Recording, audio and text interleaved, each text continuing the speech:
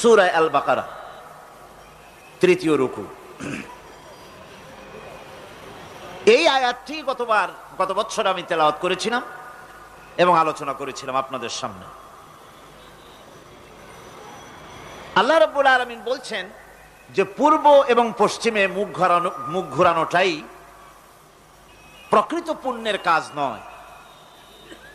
প্রকৃত সৎ কাজ এবং পুণ্য কাজ হচ্ছে আল্লাহর প্রতি ঈমান, পরকালের উপর ঈমান, কিতাব এবং ফেরেশতার প্রতি ঈমান এবং নবীদের প্রতি ঈমান।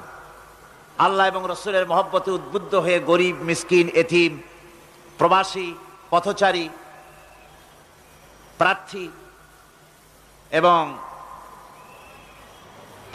গলদেশ মুক্ত দান, নামাজ প্রতিষ্ঠা, যাকাত আদায় করা, ওয়াদা পালন করা, বিপদ এবং মুসিবতে সবর ইখতিয়ার করা, এটাই হলো প্রকৃতপক্ষের পুণ্যের কাজ। উলাইকা আল্লাযীনা সাদাকু ওয়া উলাইকা হুমুল মুত্তাকুন, এরাই হচ্ছে যারা এখানে 10টি কথা বলা হয়েছে। মোট কতটি কথা বলা হলো? 10টি কথা বলা হয়েছে। কোরআনে কারীম আল্লাহ রাব্বুল আলামিন এখানে বলছেন এই কাজগুলি যারা করবে তারাই হচ্ছে ঈমানের দাবিতে সত্যবাদী এবং এরাই হচ্ছে মুত্তাকী। গত বছর এই 10টি কথার একটি কথা ঈমান বিল্লাহ, আল্লাহর প্রতি ঈমান। সেই ঈমান বিল্লাহর উপরে আমরা আলোচনা করেছিলাম কয়দিন মনে আছে? 4 দিন। ঈমান বিল্লাহর উপরে আমরা 4 দিন আলোচনা করেছি একটানা। তারপরে পঞ্চম দিনে, যেহেতু সেটা মেরাজের রাত ছিল, এই জন্যে মাঝখানের কিছুটা বাদ দিয়ে নবুয়তের কথা, রিসালাতের কথা, মেরাজের কথা আলোচনা করেছিলাম। এবারে যেগুলি বাদ পড়েছিল গত বছর সেইগুলিকেই আলোচনা করা হবে ইনশাআল্লাহুল আজিজ। ঈমান বিল্লাহ তো আলোচনা হয়েছে, সে আলোচনা আপনারা শুনেছেন এবং এর হাজার হাজার ক্যাসেট ছড়িয়ে পড়েছে বিশ্বময়, আলহামদুলিল্লাহ। আজকের আলোচনা শুরু হচ্ছে পরকালের বিশ্বাসের কথা নিয়ে। পরকাল বলা হয় মৃত্যুর পরে যে জীবনটা, সেটাই হচ্ছে পরকাল। মানুষ যখন মারা যায় তখন বলা হয় যে লোকটি ইন্তেকাল করেছেন। ইন্তেকাল আরবি শব্দ, মুনতাকিল হওয়া, ট্রান্সফার হওয়া।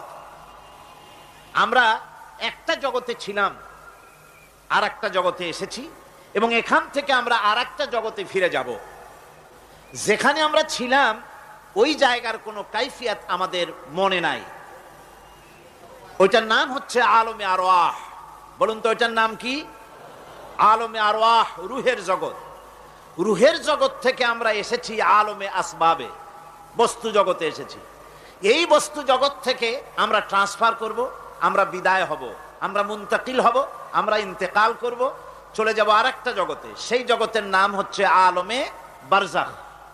ওই জায়গাটা, ওই দেশটা কেমন তার কোনো কাইফিয়াত আমাদের জানা নাই।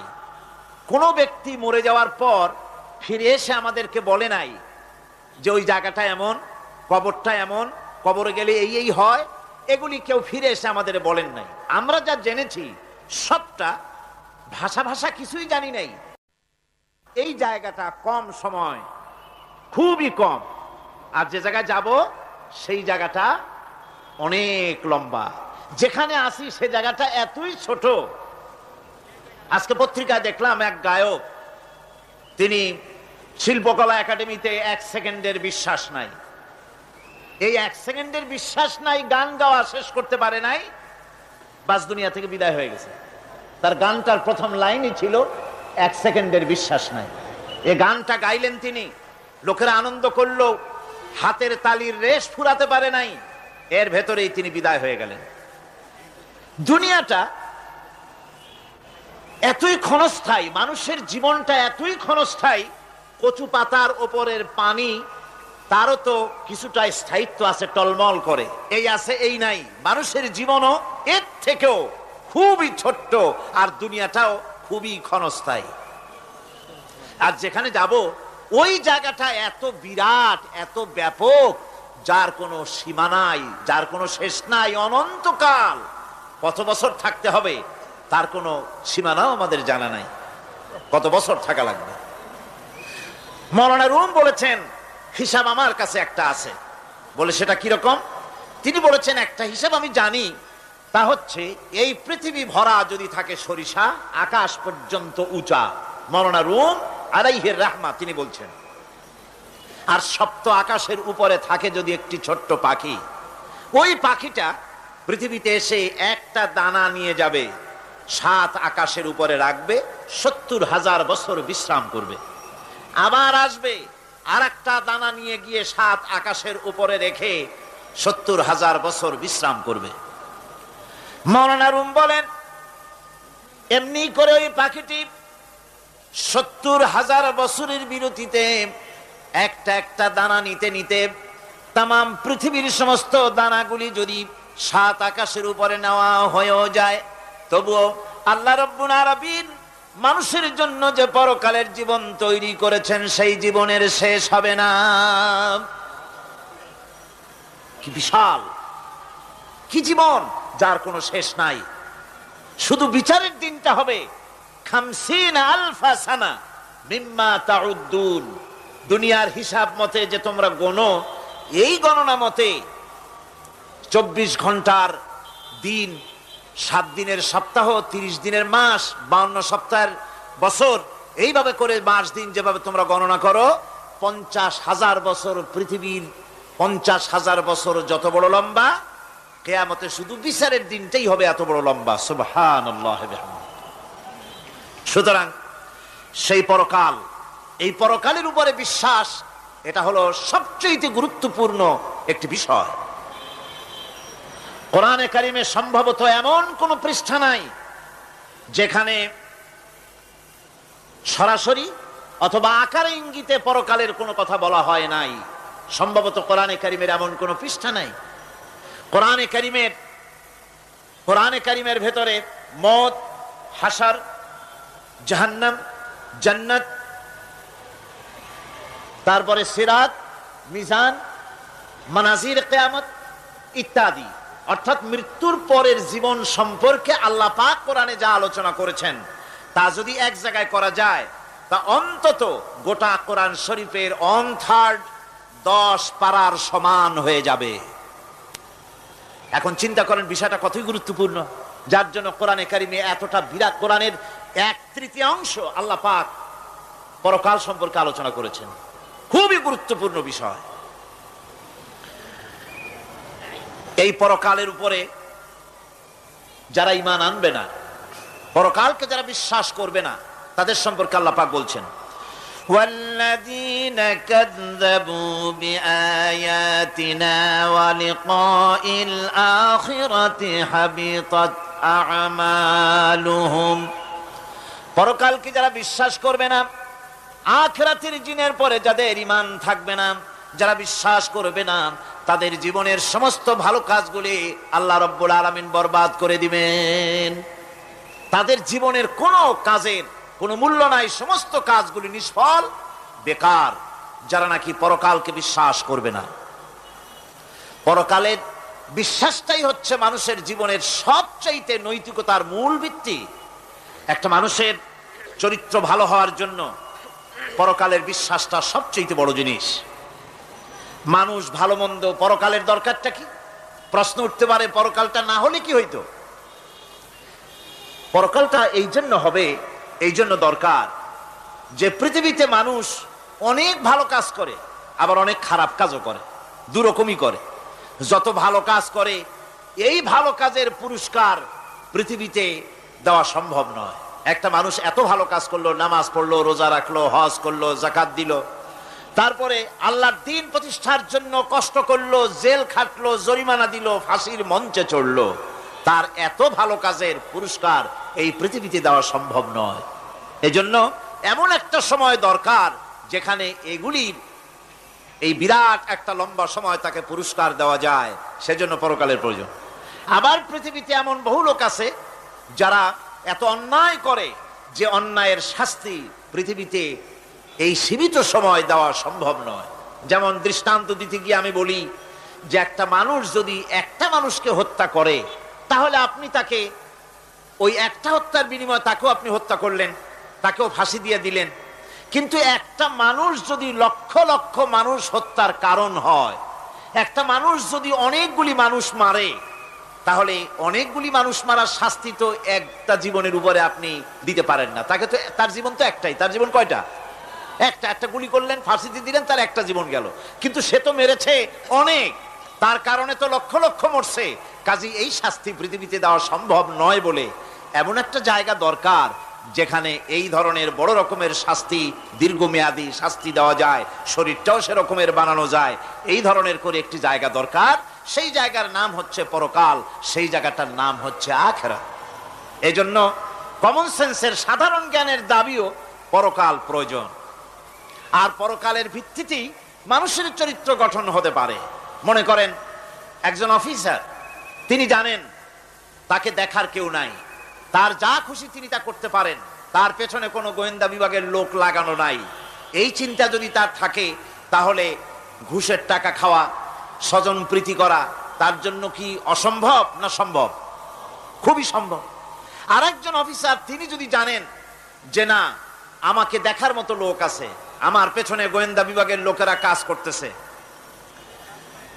আমার কোনো জিনিসই এড়িয়ে যাবে না, এই চিন্তা যদি থাকে, তাহলে এই দুইজন অফিসারের আচরণ এক হবে? কখনই হবে না। একজনের আচরণ হবে খুবই সংযত, আর একজনের আচরণ হবে খুবই অসংযত। সুতরাং পরকালে যে বিশ্বাসী ব্যক্তি, সে ব্যক্তি চুরি, ডাকাতি, জেনা, ব্যভিচার, হত্যা, ধর্ষণ ইত্যাদি থেকে তিনি হবেন মুক্ত। আর যে ব্যক্তি পরকালকে বিশ্বাস করবে না, তার দ্বারা হবে না এমন কোনো কাজ নাই, সবকিছুই তার দ্বারা সম্ভব। এরপরে আল্লাহ পাক বলছেন যে পরকাল বিশ্বাস মানুষকে দায়িত্ববান বানায় দেয়। পরকালের বিশ্বাস মানুষকে কি বানায়? দায়িত্ববান বানায়। যেহেতু তোমারে তো খালি খালি সৃষ্টি করা হয় নাই। আল্লাহ রাব্বুল আলামিন কোরআনে কারীমের মধ্যে বলছেন, আফাহাসিবতুম আন্নামা খালাকনাকুম আবাসা ওয়া আন্নাকুম ইলাইনা লা তুরজাউন। লোকেরা কি ভেবেছে? তোমরা কি এটাই মনে করেছো যে আমি তোমাদেরকে এমনি এমনি সৃষ্টি করেছি আর তোমাদেরকে আমার কাছে ফিরে আসতে হবে না? এটাই কি ভেবেছো তোমরা? তোমাদেরকে সৃষ্টি করা হয়েছে এবং তোমাদেরকে আমার দরবারে সকলকেই ফিরে আসতে হবে। পৃথিবীতে এমন কেউ নাই যে পৃথিবীতে টিকে থাকতে পারবে, সমস্ত মানুষকেই আল্লাহর দরবারে ফিরে যেতে হবে। আল্লাহ পাক কোরআনে কারীমের অন্যত্র বলেছেন, আয়াহসাবুল ইনসানু আইয়ুতরাকা সুদা। মানুষ কি ভেবেছে যে আমি তাকে নিরর্থক সৃষ্টি করেছি, তার কোনো হিসাব হবে না, তার কোনো দেখার মতো কেউ নাই, তাকে এমনি এমনি আমি সৃষ্টি করেছি? তা না, প্রত্যেকটি মানুষকেই বিচক্ষণতার দাবি হিসেবে সৃষ্টি করা হয়েছে এবং তার সব কিছুকেই দেখা হচ্ছে। আল্লাহ পাক সব দেখতে পাচ্ছেন, তার নজরের সামনে আছে। আল্লাহ পাক দেখেন এবং শোনেন। আমরাও দেখি, আমরাও শুনি, কিন্তু আল্লাহ পাকের দেখা আর আমাদের দেখা, আল্লাহর শোনা আর আমাদের শোনা একরকম নয়। আমরা এই মাহফিলের বাইরে কি হচ্ছে আমরা দেখতে পাই না, ঠিক কিনা গণ? রাতের বেলায় আমরা আমাদের নিজেদেরকেও দেখি না, এমনকি আমরা আমাদের পেছনে কি হয়, পিছনে কি আছে তাও দেখি না। আপনারা যে আমার সামনে বসে আছেন, আপনাদের পেছনে লোকটা কি করতেছে তা আপনি দেখতে পাচ্ছেন। মেঘ হলে মেঘের উপরে কি হয় দেখতে পাই না, কুয়াশার মধ্যে দেখতে পাই না, গাছের আড়ালে কি দেখতে পাই না, পাহাড়ের আড়ালে কি দেখতে পাই না। তারপরে শোনার ব্যাপারে একটা নির্ধারিত এলাকার আওয়াজ আমাদের কানে আসে, এর বাইরের কিছু আমরা শুনতেও পাই না। আল্লাহ রাব্বুল আলামিনের কি এরকম অবস্থা নাকি? কি বলেন, এরকম অবস্থা? আল্লাহ সব দেখতে পান, সব শুনতে পান, এমন তার চোখের সামনে কোন অবস্ট্রাকশন নাই, তার চোখের সামনে কোনো জিনিস অন্তরায় হয়ে দাঁড়াতে পারে না। কেউ কোন জিনিস তার চোখের সামনে বাধার সৃষ্টি হতে পারে না। তাকে কেউ দেখতে পারে না, কিন্তু তিনি সবাইকে দেখতে পান।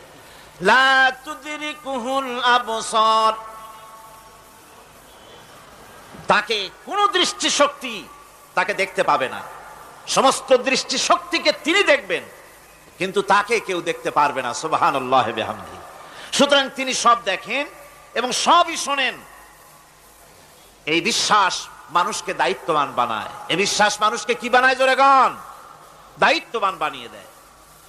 আল্লাহ রাব্বুল আলামিন বলছেন, আয়াহসাবু আন্নান ইয়াকদিরা আলাইহি আহাদ ইয়াকুলু আহলাকতু মালান লুবাদা আয়াহসাবু আন লাম ইয়ারাহু আহাদ।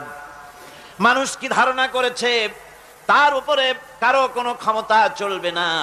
সে বলে আমি অনেক ব্যয় করেছি, আর সে ভেবেছে তাকে দেখার মতো কেউ নাই। আল্লাহ পাক বলেন দেখার জন্য অবশ্যই একজন আছেন, তিনি হচ্ছেন আল্লাহ রাব্বুল আলামিন। কে দেখতে পান? জোরে সরে বলেন, কে দেখতে পান? আল্লাহ পাক সব দেখেন, সব শোনেন। এমনকি সমুদ্রের অতল তলদেশে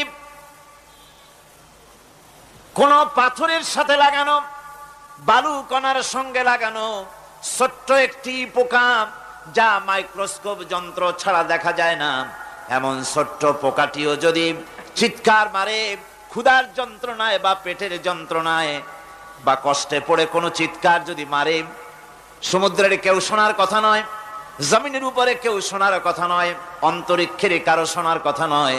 আল্লাহ রাব্বুল আলামিন বলেন সেই ক্ষীণ আওয়াজটুকুনো তোমার আল্লাহ পাক শুনতে পান। সব তিনি শুনতে পান এবং দেখতে পান, তার চোখের সামনে সব রয়েছে।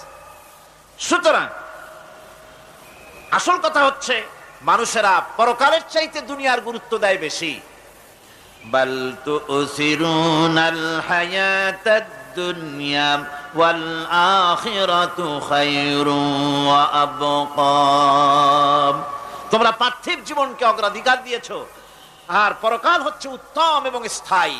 পরকাল হচ্ছে উত্তম। পৃথিবী একটা নিকৃষ্ট জায়গা, একটা ছোট্ট জায়গা পৃথিবী। এটার আরবি হচ্ছে কি বলুন তো? পৃথিবীর আরবি কি? দুনিয়া। এটাকে দুনিয়া, দুনিয়া শব্দটা এসেছে আদনা শব্দ থেকে, তুচ্ছ, নিকৃষ্ট, এটার কোনো দাম নাই।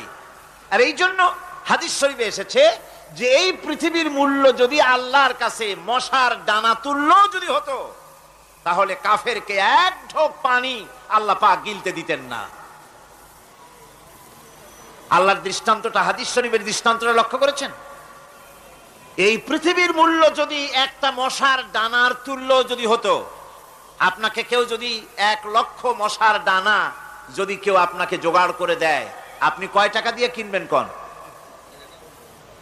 কথা বলতেছেন না? খুব আগ্রহ আছে কেনার নাকি? 4 আনা দিয়েও, 4 পয়সা দিয়েও আপনারা কেউ কিনবেন না, যেহেতু মশার ডানা 10 কোটি ডানা আনি জোগাড় করে দেন, নদী করবোটা কি? কাজী দৃষ্টান্তটা লক্ষ্য করুন যে এই পৃথিবীর মূল্য যদি আল্লাহ পাকের কাছে একটা মশার ডানার তুল্য যদি হতো, তাহলে আল্লাহ রাব্বুল আলামিন কাফেরকে এক ঢোক পানি গিলতে দিতেন না। তার মানে এটার কোনো দাম নাই। তো যেটার দাম নাই সেটার দাম আমরা খুব বেশি দিয়েছি। আর পরকাল হচ্ছে স্থায়ী, চিরস্থায়ী জায়গা। সেই চিরস্থায়ী জায়গার আমরা মূল্য দেই নাই। যেমন আমরা দেহের মূল্যটা বেশি দেই, আত্মার মূল্যটা কম দেই। দেহটারে সাজাই বেশি। এই দেহটার জন্য দেখছেন অবস্থা, শীতকালে কত ক্রিম মাখে, পায়ে ভ্যাসলিন মাখে, মুখে ক্রিম মাখে, হাতে জেলি মাখে, তারপরে ঠোঁটে আরো কিছু মাখে, এরপরে এতগুলি মাইখা তারপরে জামা কাপড় সেন্ট আতর কত কিছু সমানে মাখতে থাকে শরীরের জন্য, এত যত্ন। তারপরে ভুরি ভোজন পাইকারি দরে খায়, জনমের মতো খায়। খাওয়ার চোটে পেট যায় একদিক, পাছা যায় আর একদিক, মাথা যায় আর একদিক, আস্তে আস্তে দুমবার সাইজ হয়ে যায় মানুষের বডিটা। যে শরীরটার কোনো দাম নাই, কোনো মূল্য নাই। আপনারা সত্য করে বলেন, দামটা কার? শরীরের দেহের দাম বেশি না আত্মার দাম বেশি? কোনটার দাম?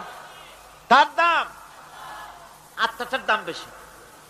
এটা মুখ দিয়ে বললেন, কিন্তু আসলে মনের কথা হইলে আত্মারে আপনারা কিছু খাইতে দিতেন। আত্মাকে তো কিছু খেতে দেওয়া হয় না, দেহটারই।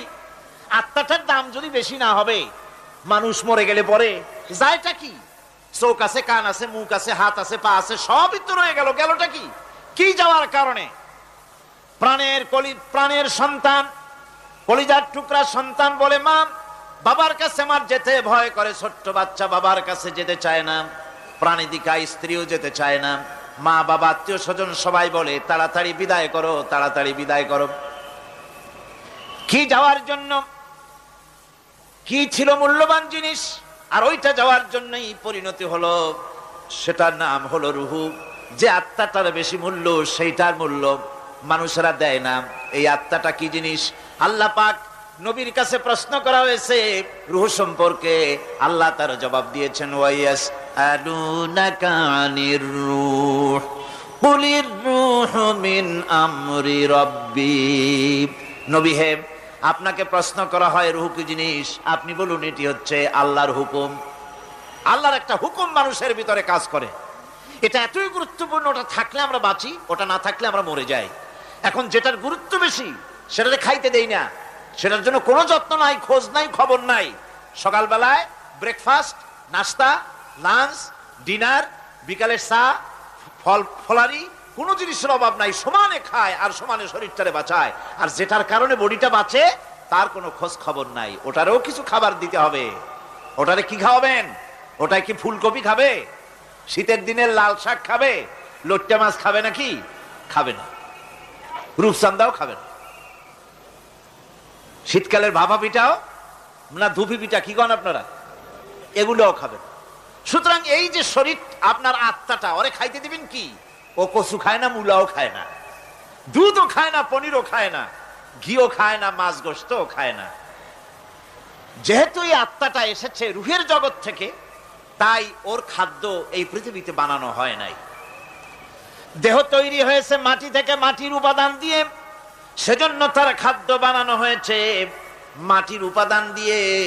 আর আত্মা যেহেতু এসেছে আল্লাহর কাছের থেকে, রুহের জগৎ থেকে, সেজন্য আল্লাহ রাব্বুল আলামিন আত্মার খাদ্য পাঠিয়েছেন লৌহ মাহফুজ থেকে। খাদ্যের নাম হচ্ছে তেলাওয়াতে কোরআন। তেলাওয়াতে কোরআন।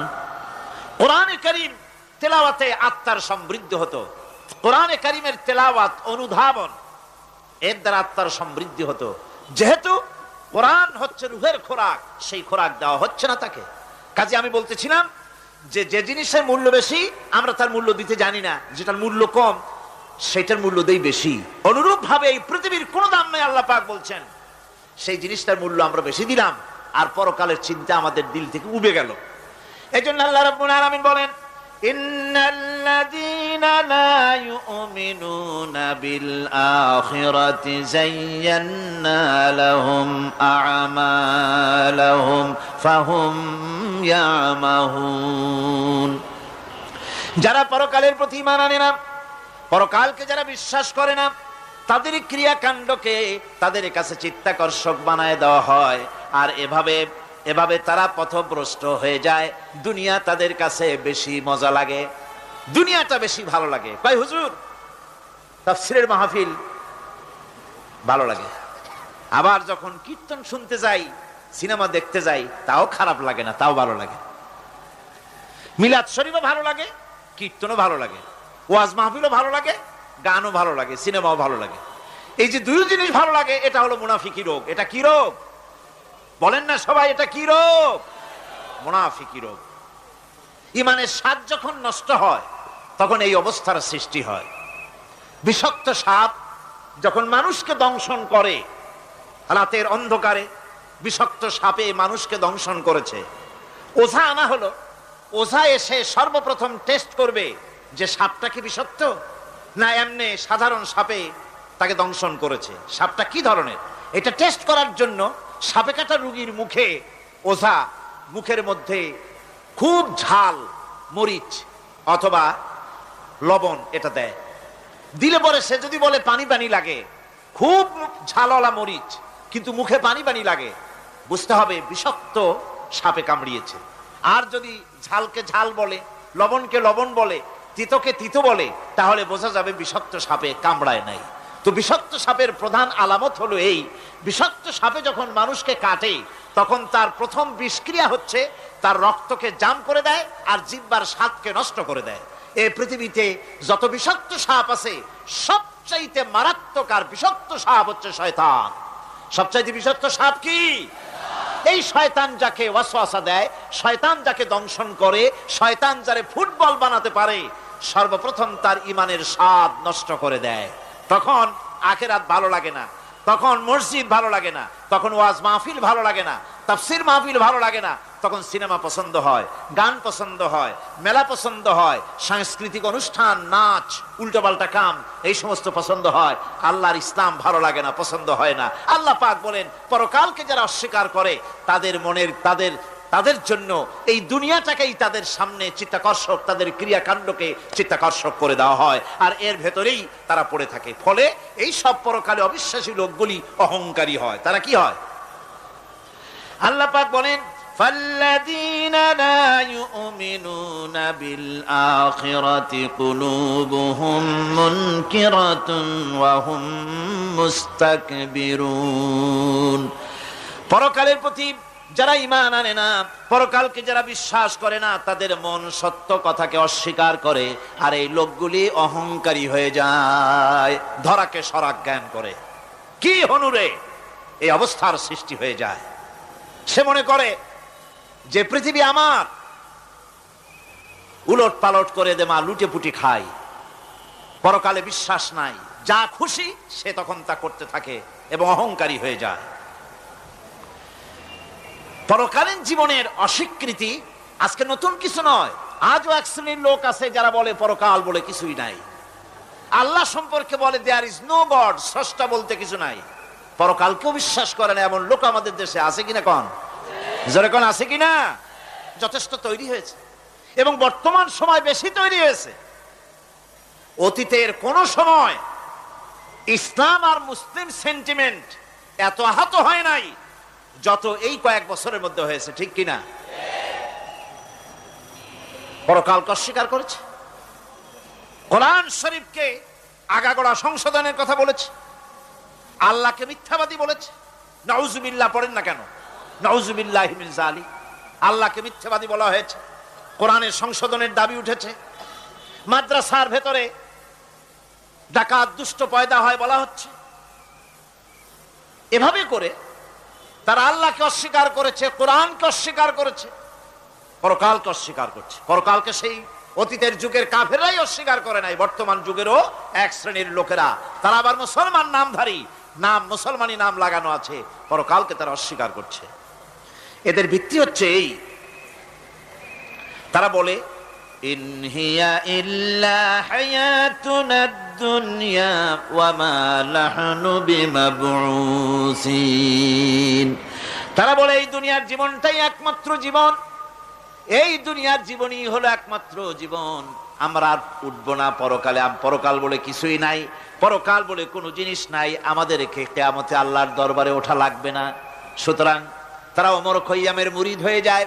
তারা বলতে থাকে এই বেলা ভাই মদ খেয়ে নাও, কাল নিশীতের ভরসা কই, চাঁদনি জাগিবে যুগ যুগ ধরি, আমরা তোমার রবনা সই। যত পারো মদ খাও, নগদ যা পাও হাত পেতে নাও, বাকির খাতায় শূন্য থাক। দূরের বাদ্য কিলাপ শুনে মাঝখানে যে বেজায় ফাঁক। কোথায় কিয়ামত আর কোথায় পরকাল, কোথায় বিচার, কোথায় হাসর, কোথায় সিরাত, কোথায় মিজান, আর মাঝখানের টাটকা সুখগুলো ছাড়িয়ে দেবে একটা কথা, মাঝখানের এই টাটকা সুখগুলি গ্রহণ করো, মজা করো। এই সব শিক্ষা দেওয়া হয় ওই সেকুলার শিক্ষা ব্যবস্থার মাধ্যমে কলেজে এবং বিশ্ববিদ্যালয়গুলিতে।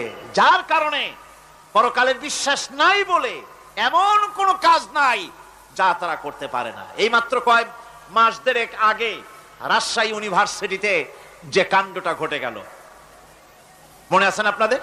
পত্রপত্রিকায় আপনারা পড়েছেন। এবং আমি রাজশাহীতে গিয়ে সেখানে প্রত্যক্ষদর্শী যারা দেখেছে তাদের মুখে শুনেছি, শিক্ষাবর্ষ সমাপন করেছে যে সব ছাত্র ছাত্রীরা, তারা র্যাগ ডে উদযাপন করছে। র্যাগ ডে উদযাপন যেদিন করবে সেই দিনে তারা উচ্ছৃঙ্খল কাপড় চোপড় পরেছে, ছেলেরা এবং মেয়েরা উভয়। এমন ভাবে কাপড় পরেছে যে কাপড় দ্বারা তারা শরীরের গোপন অঙ্গগুলি দেখা যায়। এরপরে আজেবাজে চিৎকার দিয়েছে, আজেবাজে স্লোগান দিয়েছে, গাধার মতো, কুকুরের মতো, শিয়ালের মতো তারা ডেকেছে। আমি বুঝি না চিন্তাধারা কেমন দেউলিয়া হয়ে গেল। শিক্ষাবর্ষ বিশ্ববিদ্যালয়ের সর্বোচ্চ শিক্ষাঙ্গন থেকে লেখাপড়া শেষ করে বেরোচ্ছে, যাওয়ার সময় তারা বিশ্ববিদ্যালয় থেকে কুকুরের ডাক দিল, শিয়ালের ডাক দিল, ছাগলের ডাক দিল। কি প্রমাণ করতে চাইলো? যে 16 বছর লেখাপড়া করে বিশ্ববিদ্যালয়ের অঙ্গন পেরিয়ে গোটা জাতির জন্য ছাগল হয়ে আমরা আবির্ভূত হচ্ছি, অথবা কুকুর গরুর ভূমিকায় আমরা আবির্ভূত হচ্ছি। নাউযুবিল্লাহি মিন যালিক। এরপরে মিছিল শেষ করলো, সন্ধ্যাবেলায় শুরু হলো সাংস্কৃতিক অনুষ্ঠান। বিদ্যুৎ কর্তৃপক্ষের সঙ্গে বোধহয় লাইন করা ছিল। সন্ধ্যা 7:30টার সময় মঞ্চ তৈরি আছে, গান হচ্ছে, আনন্দ ফুর্তির শেষ নাই। সামনে সব মেয়েরা বসা, যারা দিনের বেলা ওই ধরনের কাপড় চোপড় পরে ছেলেদেরকে উস্কায়েছে, ছেলেগুলিও তাদেরকে উস্কায়েছে। মাঝখানে তারা বসা, চতুর্দিকে ছেলেরা দাঁড়ানো। হঠাৎ করে লাইট বন্ধ হয়ে গেল, বিদ্যুৎ চলে গেল। এখন সাংস্কৃতিক অনুষ্ঠান কি কায়দায় হচ্ছে, কত প্রকার হচ্ছে, কিভাবে হচ্ছে? নাউযুবিল্লাহি মিন যালিক। পুলিশেরা বলেছে বিদ্যুৎ যখন এলো, মেয়েগুলিকে অনেক মেয়ে পাওয়া গেছে, কাপড় নাই, পেটিকোট নাই, উলঙ্গ। তাদেরকে ধরে ধরে উঠানো হয়েছে হোস্টেলে। পরের দিন সকালবেলায় মাঠ ভর্তি ভাঙা কাচের চুড়ি, ভ্যানিটি ব্যাগ, চশমা, কাপড় চোপড় ছিড়িয়ে ছটিয়ে চতুর্দিকে পড়ে আছে। এই হলো শিক্ষা। নাউযুবিল্লাহি মিন যালিক। আমি কসম করে বলতে পারি, বিশ্ববিদ্যালয়ে যদি কোরআন শরীফের তাফসীর পড়ানো হতো, হাদিস শরীফ যদি পড়ানো হতো, কেউ কেউ বলবেন কোরআন হাদিস তো পড়ানো হয়, বিশ্ববিদ্যালয় কলেজে পড়ানো তো হয়। আমি তো জানি সিলেবাসে 10টা-5টা হাদিস আছে, 2-4 লাইন কোরআন শরীফ আছে, এর কোনো মানে নাই। মাদ্রাসায় যেমন পড়ানো হয় 30 পারা কোরআনের তাফসীর, রাসূল করিম সাল্লাল্লাহু আলাইহি ওয়াসাল্লামের হাদিস যেমন পড়ানো হয়, এইভাবে করে যদি বিশ্ববিদ্যালয়ে কোরআন হাদিস পড়ানো হতো, আল্লাহর কসম বাংলাদেশের বিশ্ববিদ্যালয়গুলি গোটা জাতিকে চোর, গুন্ডা, বদমাশ, ডাকাত উপহার দিত না, উপহার দিত শাহজালাল।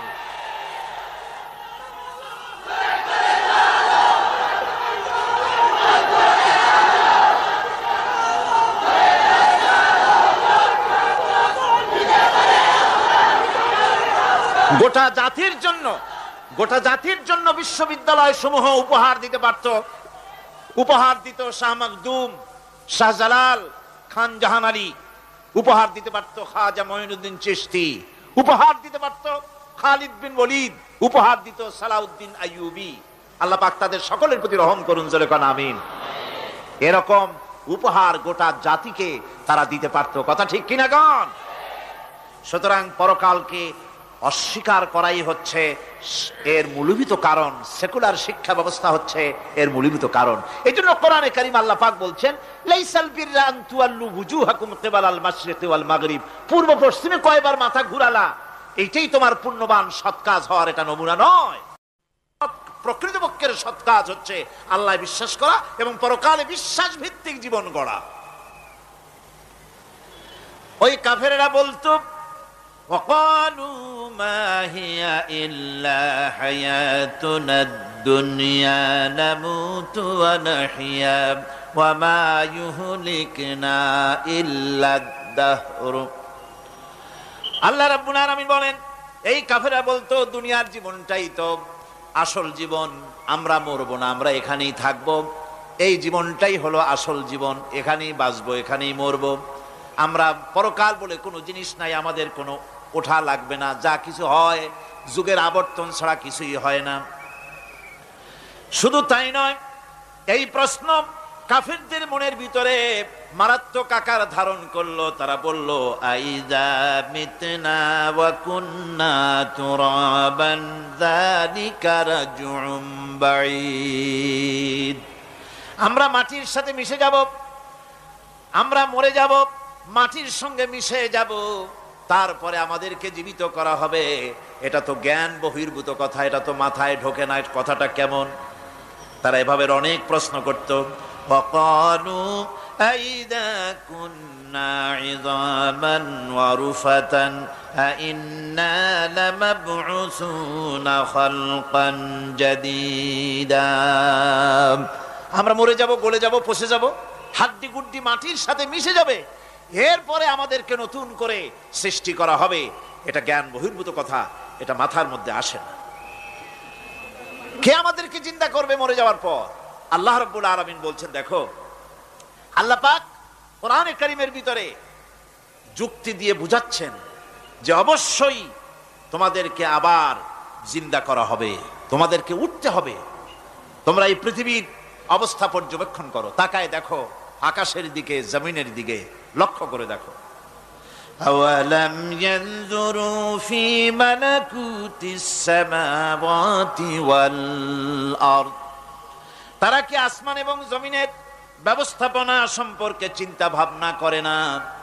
ওই বিরাট আকাশটাকে যে আল্লাহ রাব্বুল আলামিন তৈরি করলেন, এই জমিনটাকে যিনি তৈরি করলেন, তিনি কি তোমাকে মৃত্যুর পরে তিনি কি জিন্দা করবেন না? তিনি কি জিন্দা করতে পারবেন না? কেমনে তোমরা অস্বীকার করতে পারো?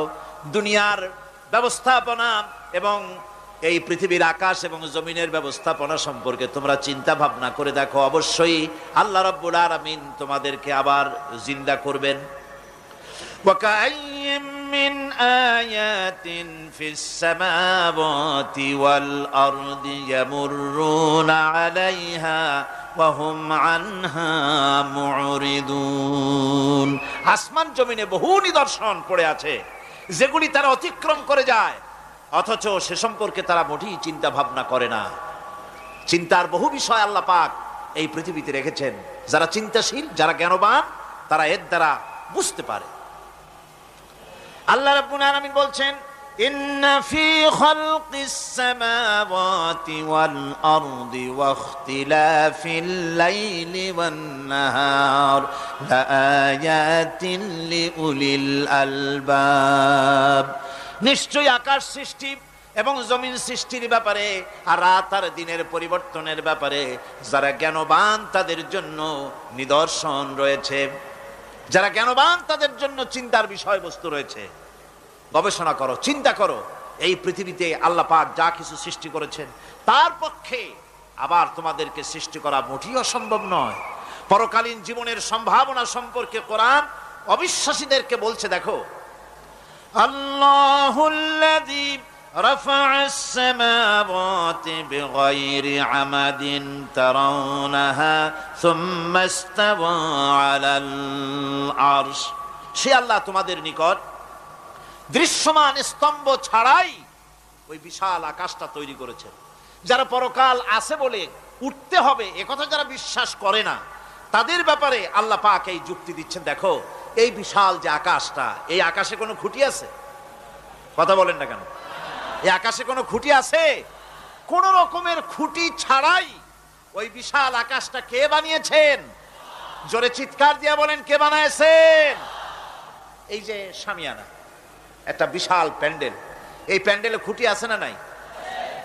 শুধু আছে না, একটা দুইটা না, জনমের মতো খুঁটি আছে। চতুর্দিকে তাকায় দেখে কত খুঁটি। এতটুকু একটা শামিয়ানায় শত শত খুঁটি লাগতেছে কাপড়টা ধারণ করবে বলে। কি ধারণ করবে? কাপড়। আর অত বড় বিশাল আকাশ, সে আকাশটার কোনো খুঁটি আছে? আল্লাহ পাক বলছেন, কোন দৃশ্যমান খুঁটি ছাড়াই এত বড় বিশাল আকাশটা তোমার মাথার উপরে দাঁড়িয়ে আছে এবং আল্লাহ পাক আরশের উপরে দীপ্তমান হয়ে আছেন। এগুলি দেখেও কি তোমার মাথার মধ্যে কোনো চিন্তা আসে না যেটা কি করে সম্ভব হলো? অনেকে তো এমন আছে শিক্ষিত লোক, তারা আবার বলে কি, কয় যে না আকাশ বলে কিছু নাই, ওই অনেক দূরে তো সেই জন্য নীলে নীলে দেখা যায়, আসলে কিছু নাই।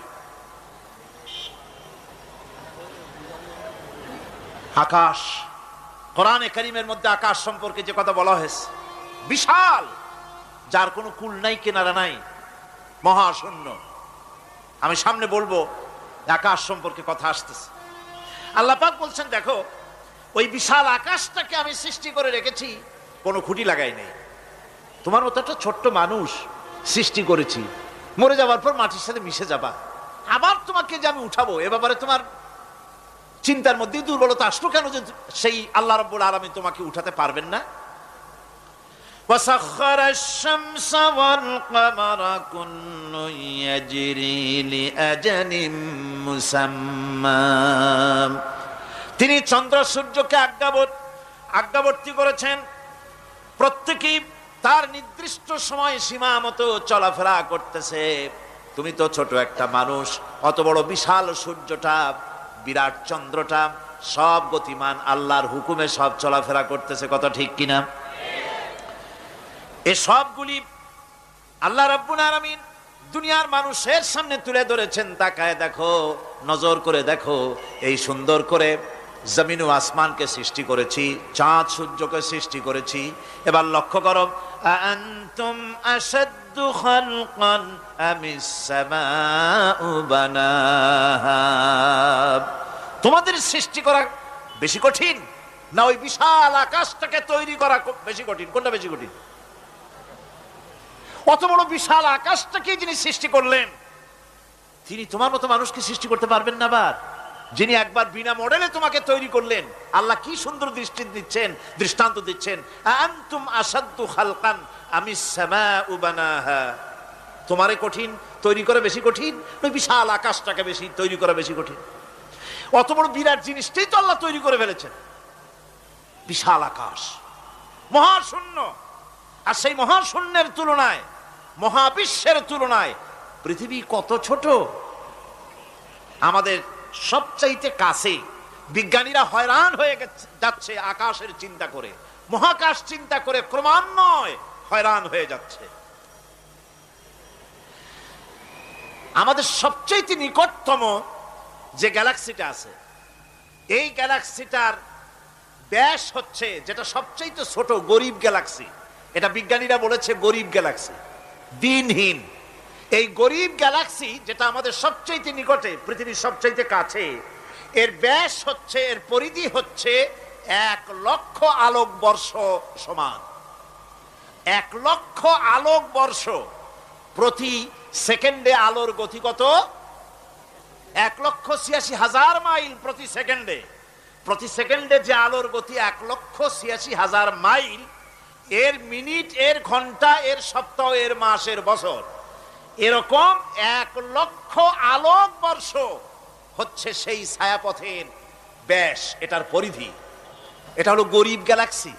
আর এই গ্যালাক্সিতে বাস করে 10,000 কোটি তারকা। বিজ্ঞানীরা বলছেন যে তারকাগুলি সূর্যের চাইতে লক্ষ কোটি গুণে অনেক বড়। সুবহানাল্লাহ। তাহলে মহাকাশ সম্পর্কে চিন্তা করে মানুষ আজ অবাক হয়ে যাচ্ছে, চিন্তায় হয়রান হয়ে যাচ্ছে। বার্টন রাসেল তিনি বলেছিলেন, স্রষ্টার স্রষ্টাকে, স্রষ্টার স্রষ্টাকে। এর জবাব আরেকজন বিজ্ঞানী লিখেছেন যে স্রষ্টার স্রষ্টাকে এই চিন্তা তো সৃষ্টিতে করতে পারবে না। স্রষ্টার কোনো স্রষ্টা নাই। পৃথিবীতে যত স্রষ্টা আছে, মাইক যে তৈরি করেছে সেও একজন স্রষ্টা, ঠিক কিনা? কোন কথা বোঝেন তো আমার? মাইক যে তৈরি করেছে সেও একটা স্রষ্টা, ওই প্যান্ডেল যে তৈরি করেছে সেও একটা স্রষ্টা, চেয়ার টেবিল যে সৃষ্টি করেছে সেও একটা স্রষ্টা। কিন্তু এরা কেউ পূর্ণাঙ্গ স্রষ্টা নয়, কারণ এই মাইকটা তৈরি করার যত উপাদান, সমস্ত উপাদান আল্লাহ রাব্বুল আলামিনের তৈরি করা। কথা ঠিক কিনা? তুমি শুধু অ্যাসেম্বল করেছো, তুমি শুধু এগুলোকে এক জায়গায় করেছো। তোমার বাপেরও ক্ষমতা নেই লোহা তৈরি করা। পারবা লোহা তৈরি করতে? আরে কথা কন না কেন মিয়া সাহেব? পারবেন লোহা তৈরি করতে? পারবেন একটা বাঁশ বানাইতে? বাঁশ হোক, লোহা হোক, যা সব বাদ দেন, মাথার একটা চুল বানাইতে পারবেন? পাট দিয়া, রং দিয়া পর চুলা বানাইতে পারবেন, কিন্তু চুলের মতো করে একটা চুল বানাইতে পারবেন না। মানুষের শরীরের রক্তের মতো করে এক ফোঁটা রক্ত মানুষের শরীরের বাইরে বানান তো দেখি। তাহলে মানুষের যখন রক্তের প্রয়োজন হয়, তখন মানুষের কাছ থেকে রক্ত ধার নেওয়া লাগতো না, ফ্যাক্টরিতে রক্ত তৈরি হয়ে থাকতো, কোনো অসুবিধা হতো না। এক ফোঁটা রক্ত বানানোর শক্তি গোটা পৃথিবীর মানুষের নয়। সুতরাং তোমরা স্রষ্টা হলেও তোমরা হচ্ছ নাকের স্রষ্টা। ধার করো, অন্যের জিনিস ধার করে বানাও। মুকাম্মাল স্রষ্টা হচ্ছেন কে? আসল স্রষ্টা কে? এরকম বললে হবে না, গায়ের সমস্ত শক্তি দিয়া বলেন আসল স্রষ্টা কে? ওই বিজ্ঞানী বলছেন যে বার্টন রাসেল বলছে স্রষ্টার স্রষ্টা কে? স্রষ্টার স্রষ্টা তুমি খুঁজে পাবে না, তোমার মাথায় ঢুকবে না। আগে সৃষ্টি চিন্তা করো। তিনি বলেছেন একটা লবণ, একটা লবণের কণা, লবণ বলেন তো, একটা লবণের কণা, এক কণা লবণের ভেতরে যে কেলাস থাকে, এর ভিতরে যে সমস্ত উপাদান থাকে, সেই লবণের কণাগুলির মধ্যে কতগুলি উপাদান থাকে সেই উপাদানগুলি চিন্তা করতে 1000 বার্টন রাসেলের মস্তিষ্কের প্রয়োজন। তো একটা লবণ কণার ভিতরে কি আছে সেইটাকে উদ্ধার করার জন্য যদি 1000 বার্টন রাসেলের মস্তিষ্ক লাগে, তাহলে গোটা বিশ্ব আকাশ আর জমিন যিনি সৃষ্টি করেছেন তাকে চিন্তা করা কি তোমার মগজে কুলাবে? দুনিয়ার প্রথম দিন থেকে শুরু করে কিয়ামত পর্যন্ত যত মানুষ এসেছে আর যত মানুষ আসবে, স্রষ্টা সম্পর্কে চিন্তা করা একটা অসম্ভব ব্যাপার। স্রষ্টার সামনে শুধু মাথাই নত করবা। তিনি কোত্থেকে এসেছেন, তিনি কে জানার দরকার নাই, তিনি আল্লাহ। তার নাম কি? মাথা নত করে দাও সামনে। তিনি আল্লাহ, সর্বশক্তিমান আল্লাহ, রব্বুল ইজ্জত ওয়াল জালাল। তিনি ছিলেন, তিনি আছেন, তিনি থাকবেন। তিনি অনন্ত, তিনি অসীম, তিনি চিন্ময়, তিনি অব্যয়, তিনি অক্ষয়, তিনি শাশ্বত, যার কোনো শুরু নাই, যার কোনো শেষ নাই। সুবহানাল্লাহ পড়ে। সুতরাং সেই মহান আল্লাহ রাব্বুল আলামিন তিনি বলছেন, বান্দারা তোমারে বানানো কঠিন না ওই বিশাল আকাশটা বানানো কঠিন? অত বড় বিশাল আকাশটাই তো আমি তৈরি করেছি। তোমার মৃত্যুর পরে তোমাকে জিন্দা করা মোটেই কোনো কঠিন ব্যাপার নয়, এটা খুবই সহজ। ভাইরা আমার, আল্লাহ সুবহানাহু ওয়া তাআলা পৃথিবীর মানুষকে এসব দৃষ্টান্ত দিয়ে সুন্দর করে মানুষকে বুঝাচ্ছেন। তিনি মানুষকে পরিষ্কার করে বুঝিয়েছেন। আল্লাহ পাক বলেন, এই পৃথিবীতে এসব প্রশ্নের চূড়ান্ত জবাব দিতে গিয়ে আল্লাহ পাক বলছেন, কুল ইউহিহাল্লাযী আনশাআহা আউওয়ালা মাররা ওয়া হুয়া বিকুল্লি খালকিন আলীম। বলে দাও, তোমাদের মৃত্যুর পরে সেই আল্লাহ রাব্বুল আলামিন তোমাদেরকে জিন্দা করবেন, যিনি তোমাদেরকে প্রথমবারে তৈরি করেছিলেন। প্রথমে যিনি সমস্ত জিনিস সৃষ্টি করেছেন, ওই আল্লাহ রাব্বুল আলামিন তোমাদেরকে আবার জিন্দা করবেন। আর এসব জিনিসকে খেল তামাশার বিষয়বস্তু করে তৈরি করা হয় নাই। সমস্ত জিনিসের পেছনে বিরাট উদ্দেশ্য কাজ করেছে। একটা লক্ষ্য নিয়ে, সামনে নিয়ে, উদ্দেশ্য নিয়ে আল্লাহ তৈরি করেছেন। আল্লাহ পাক বলছেন, وَمَا خَلَقْنَا السَّمَاوَاتِ وَالْأَرْضَ وَمَا بَيْنَهُمَا لَاعِبِينَ। এই পৃথিবীতে আকাশ, ওই বিশাল আকাশ এবং জমিন এবং এর মধ্যস্থিত কোন জিনিসকে আমি খামোখা তৈরি করি নাই, খেল তামাশার বিষয়বস্তু হিসাবে তৈরি করি নাই। যারা নাকি জ্ঞানবান, যারা বুদ্ধিমান, তাদের সম্পর্কে আল্লাহ বলেন, الذين يذكرون الله قياما وقعودا وعلى جنوبهم ويتفكرون في خلق السماوات والأرض ربنا ما خلقت هذا باطلا سبحانك فقنا عذاب النار। যারা নাকি জ্ঞানবান, যারা চিন্তাশীল, যারা শুধু পাইকারি দরে খায় আর ঘুমায় না, যারা চিন্তা ভাবনা করে, তারা দাঁড়ানো অবস্থায়, বসা অবস্থায়, সব অবস্থায় আকাশ জমিন, রাত দিনের পরিবর্তন, মানব সৃষ্টি, এ সব কিছু চিন্তা গবেষণা করে বলে, রব্বানা মা খালাকতা হাযা বাতিলা, এ কোনো কিছুই তুমি নিরর্থক ভাবে সৃষ্টি করনি, সবগুলোই তুমি বিশেষ উদ্দেশ্য নিয়ে তৈরি করেছো। ফাকিনা আযাবান নার, সুতরাং আমাকে জাহান্নামের আগুন থেকে তুমি রক্ষা করো, আমাকে তুমি রক্ষা করো। আমরা সবাই বলি আমিন। চিন্তাশীল এবং গবেষক যারা, তারা এভাবে চিন্তা ভাবনার মাধ্যমে এ সব কিছু তারা বুঝতে পারে যে এই পৃথিবী খেল তামাশার বিষয় নয়।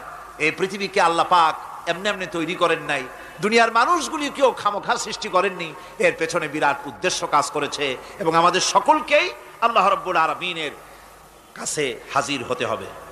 সুতরাং এই পৃথিবীতে দুনিয়ার চাইতে অগ্রাধিকার দিতে হবে আখিরাতকে। দুনিয়ার চাইতে অগ্রাধিকার দিতে হবে কোনটাকে বলে? আখিরাতের অগ্রাধিকার দিতে হবে। আল্লাহ পাক বলছেন, ওয়ামা হাদিহিল হায়াতুদ দুনিয়া ইল্লা লাহুন ওয়া লাইবুন ওয়া ইন্নাদ দারাল আখিরাতা লাহিয়াল হায়ানু লাউ কানু ইয়ামালুন। এই দুনিয়া হচ্ছে নিছক খেল তামাশা, এটা আর কিছুই নয়। জীবনের প্রকৃত আবাসস্থল হচ্ছে আখিরাত। এই দুনিয়া একটা মোহ, এই মোহের পেছনে মানুষেরা ঘুরছে, বিবি বাল বাচ্চা এর পেছনে ঘুরছে। অথচ এই বিবি বাল বাচ্চা কিয়ামতের দিন মুসিবত হয়ে দাঁড়াবে মানুষের জন্য। একটা মোহর মধ্যে মানুষ পড়ে আছে, খেল তামাশার ভিতরে পড়ে আছে। আল্লাহ পাক বলছেন, কুল মাতাউদ দুনিয়া কালিলুন ওয়াল আখিরাতু খায়রুল লিমান ইত্তাকা। বলো, দুনিয়ার সমস্ত সম্পদ খুবই নগণ্য, আর যে ব্যক্তি পরকালকে বিশ্বাস করে, পরকালের কামনা করে, সেই খোদাভীরু লোকদের জন্য পরকাল হচ্ছে প্রকৃত আবাসস্থল। সেই জায়গাটাই হলো আসল জায়গা। ওই জায়গার জন্য কিছু তৈরি করতে হবে। কোরআনে কারিমে রব্বুল আলামিন বলছেন, রাদিতুম বিল হায়াতিদ দুনিয়া মিনাল আখিরাহ ফামা মাতাউদ দুনিয়া ফিল আখিরাতি ইল্লা কালিল। তোমরা কি পরকালের জীবনের বিনিময় এই দুনিয়ার জীবনটাই বেশি পরিতুষ্ট হয়েছে? অথচ দুনিয়ার জীবনের সুখ সম্পদ তো পরকালের তুলনায় খুবই নগণ্য। পরকালের সুখ অনেক বেশি, পরকালের দুঃখটা অনেক বেশি, সুখটাও অনেক বেশি। পরকালটা স্থায়ী, সুতরাং দুনিয়ার মোহে না পড়ে পরকালের জন্য জীবনটাকে পরকাল ভিত্তিক জীবন তৈরি করো। আল্লাহ পাক বলছেন, ফাম্মা মান তাগা ওয়া আসারাল হায়াতাদ দুনিয়া ফাইন্নাল জাহিমা হিয়াল মাওয়া। অতঃপর যে ব্যক্তি বিদ্রোহ করেছে এবং দুনিয়ার জীবনকে অগ্রাধিকার দিয়েছে, তার জায়গা হচ্ছে জাহান্নাম। জোরে বলেন নাউজুবিল্লাহ। যে ব্যক্তি আল্লাহর সঙ্গে বিদ্রোহ করেছে আর পরকালের জন্য পাথর জোগাড় করে নাই, দুনিয়াকে অগ্রাধিকার দিল, পরকালকে ভুলে গেল, তার জায়গা হলো জাহান্নাম। ওয়া আম্মা মান খাফা মাকামা রাব্বিহি ওয়া নাহান নাফসা আনিল হাওয়া ফাইন্নাল জান্নাতা হিয়াল মাওয়া। আর যে ব্যক্তি আপন প্রভুর সামনে উপস্থিত হওয়াকে ভয় করেছে এবং আপন প্রবৃত্তিকে লালসা মুক্ত করেছে, লালসার হাত থেকে রক্ষা করেছে, আল্লাহ রব্বুল আলামিন কিয়ামতের দিন তার জন্য রেখে দিয়েছেন জান্নাত। তার জন্য কোন জায়গা? জান্নাত। আমাদেরকে পরকাল ভিত্তিক জীবন যাপন যদি করি, তাহলে কবরের জবাবগুলি খুব আসান হবে। আর যদি পরকাল ভিত্তিক জীবন যাপন না হয়, কবরটা মুসিবত হয়ে যাবে। হযরত ওসমান রাদিয়াল্লাহু তাআলা আনহু কবরের কাছে গিয়ে খুব কাঁদতেন। সাহাবায়ে কেরাম প্রশ্ন করেছেন, হুজুর, রাসূল করিম সাল্লাল্লাহু আলাইহি সাল্লাম যখন জান্নাত ও জাহান্নামের ওয়াজ করেন, তখনও তো এত বেশি আপনি কাঁদেন না, যত বেশি কাঁদেন কবরের কাছে এসে, কারণ কি? হযরত ওসমান রাদিয়াল্লাহু তাআলা আনহু বলতেন, আমার সাথীরা, আমি আমার হাবিবের কাছে, আল্লাহ রাব্বুল আলামিনের রাসূলের কাছে আমি শুনেছি, এই কবরটাই হলো প্রথম স্টেশন, এই কবরটাই হলো প্রথম ইমিগ্রেশন কাউন্টার। এই জায়গায় যদি কেউ ধরা পড়ে যায়, কারো যদি চার্জশিট হয়ে যায়, সব জায়গায় ধরা পড়ে যাবে। হাসরে মিজানে সিরাতে কোনো জায়গায় নাজাত পাবে না। আর এই কবরটা যদি কেউ মুক্তি পেয়ে যায়, মিজান সিরাত হাসর সব জায়গা থেকে আল্লাহ তারে ভালোভাবে পার করে দিবেন। এটা হলো আসল জায়গা, মারাত্মক জায়গা, খুব মারাত্মক জায়গা। আমি এটাকে ইমিগ্রেশন কাউন্টার বলেছি আমার ভাষায়। ইমিগ্রেশন কাউন্টার, যারা বিদেশ ভ্রমণ করেছেন তারা জানেন। লন্ডন যাবেন, আমেরিকা যাবেন, সৌদি আরব যাবেন, যে কোনো বিদেশে যাবেন, গেলেই পাসপোর্ট তারা দেখবে। পাসপোর্টে আপনার ন্যাশনালিটি কোনটা সেটাই তারা জানতে চাইবে। আপনি কোন দল করেন এটা তারা জানতে চাইবে না। আপনি কোন ভাষায় কথা বলেন তাও তাদের জানার দরকার নেই। প্রথমেই তারা আপনার ন্যাশনালিটি দেখবে, আপনার আইডেন্টিটি কি তারা জানতে চাইবে। তারপরে যদি স্যাটিসফ্যাক্টরি হয়, আপনাকে ভিসা দিয়ে ভেতরে ঢুকবার ব্যবস্থা করে দেবে। আর যদি তারা স্যাটিসফাইড না হয়, তাহলে আপনাকে মেহমানখানায় ঢুকানো হবে গ্রেফতার করে। আপনি আন্দাজ এখানে আসছেন কেন? এই জন্য কবর হচ্ছে এ ধরনের একটি ইমিগ্রেশন কাউন্টার। কবরের ভিতরে মানুষ যখনই রাখা হবে, সঙ্গে সঙ্গে দুজন ফেরেশতা আসবে। কবরের কাছে যারা এসেছিল দাফন হয়ে যাওয়ার পর এই লোকগুলি 40 কদম যেতে যতক্ষণ লাগে এর মধ্যেই দুজন ফেরেশতা এসে যাবে, এসে জিজ্ঞেস করবে মান রব্বুকা, তুমি কোন দল করতে?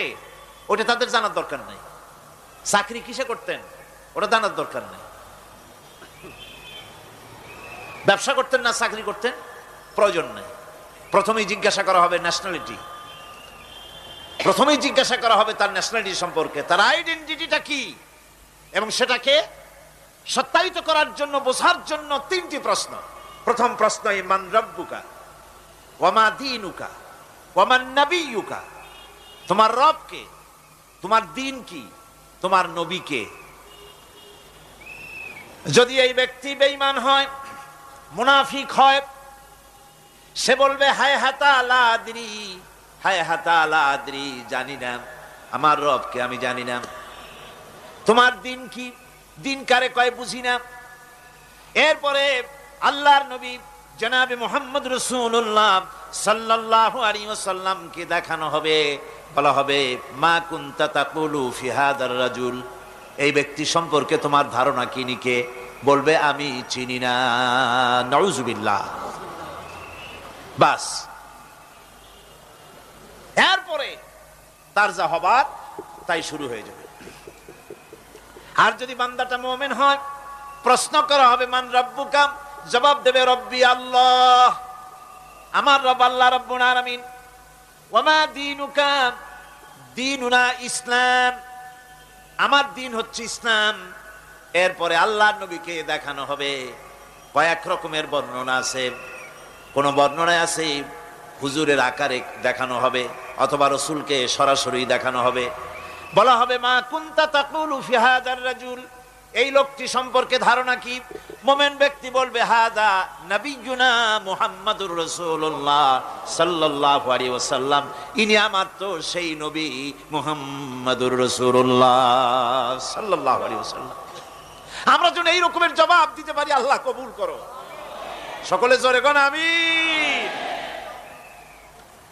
জবাব হয়ে যাওয়ার পর গায়ব থেকে আওয়াজ আসবে ফাফরিশু বিল জান্নাতি ওয়ালবিসু বিল জান্নাহ, ও আমার ফেরেশতারা আমার এই বান্দাকে জান্নাতের পোশাক পরায়া দাও আর কবরটাকে জান্নাতের বিছানা বিছায়া দাও।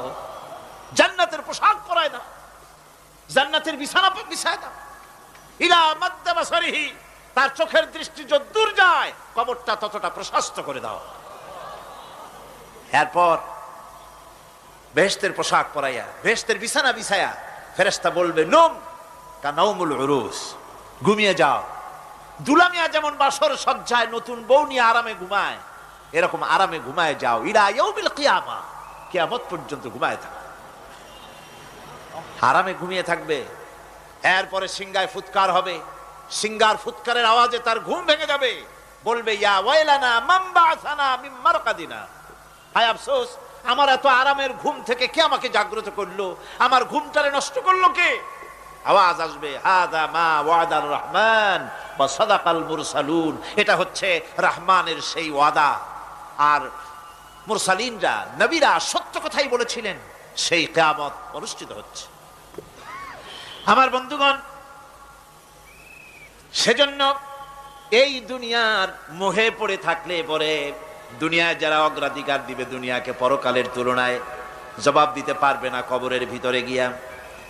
আর যারা পরকালকে অগ্রাধিকার দিবে, দুনিয়ার চাইতে পরকালকে বেশি অগ্রাধিকার দেবে, আর আল্লাহর ভয় কলিজার ভিতরে রাখবে, কবরের জবাব সঠিকভাবে দিতে পারবে, কিয়ামতের দিন আল্লাহ রাব্বুল আলামিন তাদের জন্য জান্নাত দান করবেন। জোরে বলেন আমিন।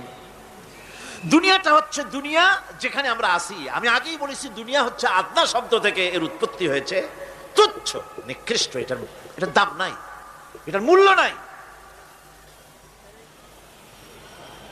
হযরত ইবনে কাইয়িম রাহিমাহুল্লাহ নওয়ারাল্লাহু মারকাদাহু ওয়া জাআলাল জান্নাতা মাসওয়াহু, হযরত ইবনে কাইয়িম তিনি বলছেন, সুন্দর করে বলছেন দুনিয়া সম্পর্কে, মা মাদা ফিদ দুনিয়া আহলামুন ওয়া মা বাকিয়া মিনহা আমানি ওয়াল ওয়াক্তু বাইনাহুমা দাইউন।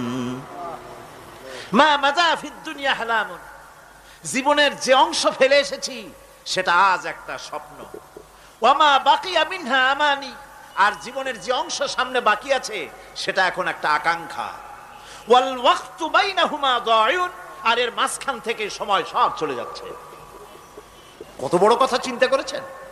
জীবনের যে অংশ ফেলে এসেছি তা আজকে স্বপ্ন, তা আজ কি বলেন? স্বপ্ন। আর সামনে যা আছে সেটা আকাঙ্ক্ষা, আর মাঝখান থেকে সময় সব চলে যাচ্ছে। এরপরে তিনি বলছেন ওয়ামাইয়া সাহাবিদ দুনিয়া ইয়াকুন মিসলা কাবিদিন আলাল মাই খানাতুহু ফুরুজুল আসাবিঈ। দুনিয়াদারের অবস্থা হচ্ছে এই, কেউ যদি দুই হাতে পানি খামসায় ধরে, দুই হাতে কি ধরছে বলেন? দুই হাতে পানি খামসায় ধরেছে, খুব মজবুত করে ধরেছে, 2 মুঠ পানি, বলেন থাকবে কতটুকু? কতটুকু থাকবে? 1 ফোঁটাও থাকবে না, কারণ তার আঙ্গুলের ফাঁক তার সাথে খেয়ানত করবে, আঙ্গুলের ফাঁক দিয়া পানিগুলি সব বেরিয়ে চলে যাবে। সুতরাং দুনিয়া যারা চায় তারা ঠিক পানি খামসায় ধরলে পানি যেমন হাতের ভেতর থেকে খেয়ানত করে চলে যায়, যারা দুনিয়া চায় দুনিয়াও তাদেরকে ভাবে ফাঁকি দিয়ে চলে যায়। তবুও দুনিয়ার মায়া মানুষের এত বেশি। আল্লাহর নবী বলেন লাউ কানা লি ইবনি আদম ওয়াদিন মিন যাহাবিন লাহাব্বা ইয়াকুনা লাহু সানিন। এই পৃথিবীতে যদি কাউকে একটা মাঠ ভরে যদি সোনা দেওয়া যায়, লোকটা বলবে রব্বুল আলামিন আমি যদি আরেকটা মাঠ এরকম সোনা ভরা পেতাম। দ্বিতীয় আরেকটা মাঠ দেওয়া হলে আবার বলবে যদি তৃতীয় আরেকটা মাঠ সোনা ভরে যদি পেতাম। নবীজি বলেন ওয়ালা ইয়ামলাউ জাওফু ইবনু আদামা ইল্লা তুরাব। করতে হবে আখিরাতে জবাবদিহিমূলক জীবন যাপন করতে হবে। আপনি ব্যবসা করবেন, ওজনে কম দিতে পারবেন না, আপনি খাদ্যে ভেজাল দিতে পারবেন না, চুরি করতে পারবেন না, ডাকাতি করতে পারবেন না, জেনা করতে পারবেন না, বদমাশি করতে পারবেন না, মদ খেতে পারবেন না, সন্ত্রাসী হতে পারবেন না, হাইজ্যাকার হতে পারবেন না, চাঁদাবাজ হতে পারবেন না, মুনাফাখোর হতে পারবেন না, আপনি চোরা কারবারি হতে পারবেন না, ঘুষখোর হতে পারবেন না, সুদখোর হতে পারবেন না। এই সব কাজ পরকালকে বিশ্বাস করলেই এ সমস্ত কাজ থেকে মানুষ বিরত থাকতে পারে। কথা ঠিক কিনা? এটাই হচ্ছে।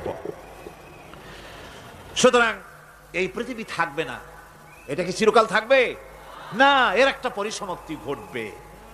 যেমন করে সারা বছর লেখাপড়া করার পর কলেজে, বিশ্ববিদ্যালয়, মাদ্রাসায়, হাই স্কুলে, সব জায়গায় সারা বছর লেখাপড়া করার পর যেমন পরীক্ষা দেওয়ার একটা দিন আসে, সারা বছর ব্যবসা করার পর হিসাব নিকাশ করার যেমন একটা সময় আসে, সারা মাস চাকরি করার পর বেতন পাওয়ার যেমন একটা দিন আসে, সারা জীবন চাকরি করার পর পেনশন পাওয়ার যেমন একটা সময় আসে, অনুরূপ ভাবে এই দুনিয়া যেদিন শেষ হয়ে যাবে, আল্লাহ নির্ধারিত সময় শেষ হয়ে যাওয়ার পর একটা সময় আসবে যখন আল্লাহ রব্বুল আলামিন সব শেষ করে দিবেন, লন্ড ভন্ড হয়ে যাবে, কিছুই থাকবে না।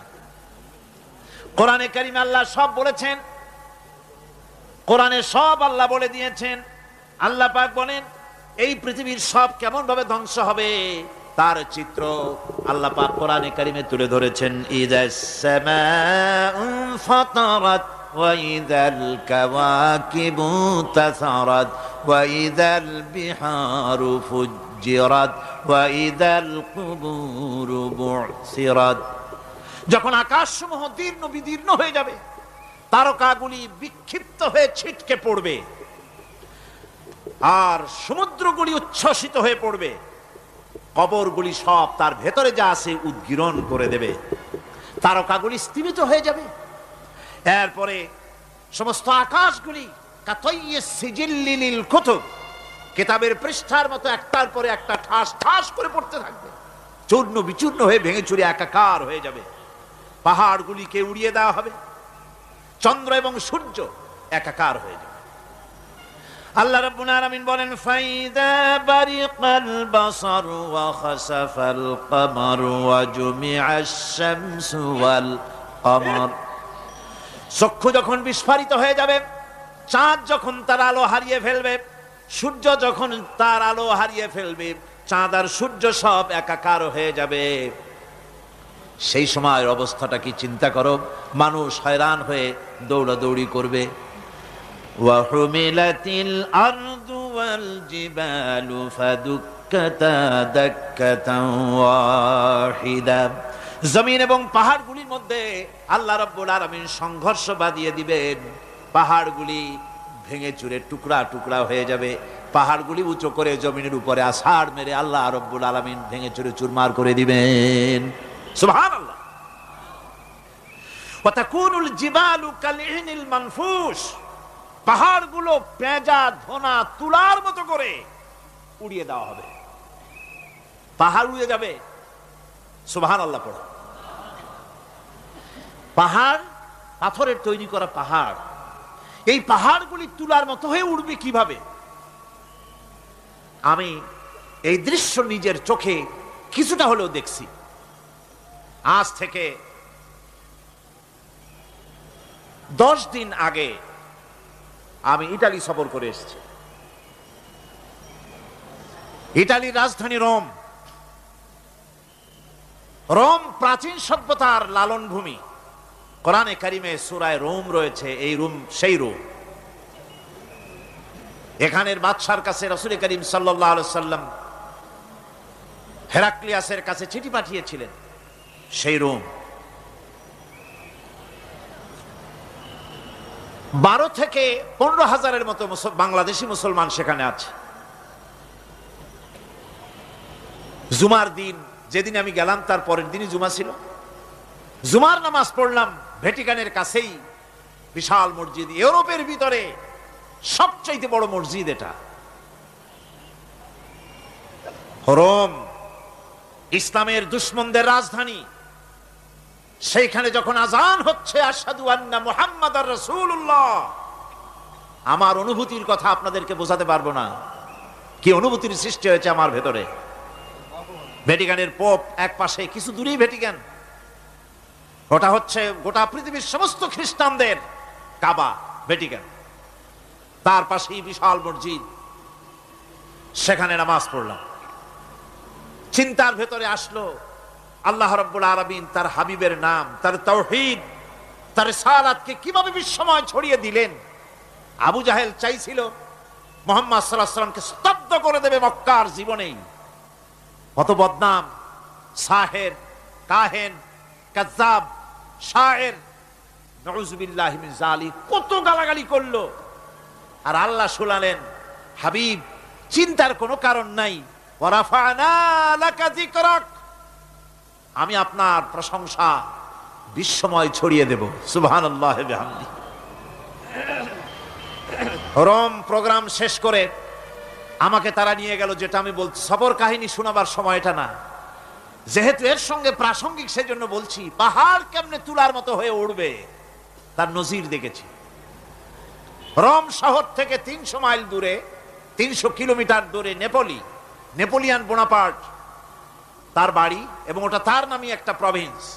ভূমধ্য সাগরের পারে ভিসুভিয়াস, পৃথিবীর সবচাইতে বড় আগ্নেয়গিরি, সেটা দেখাতে নিয়ে যাওয়া হলো আমাকে।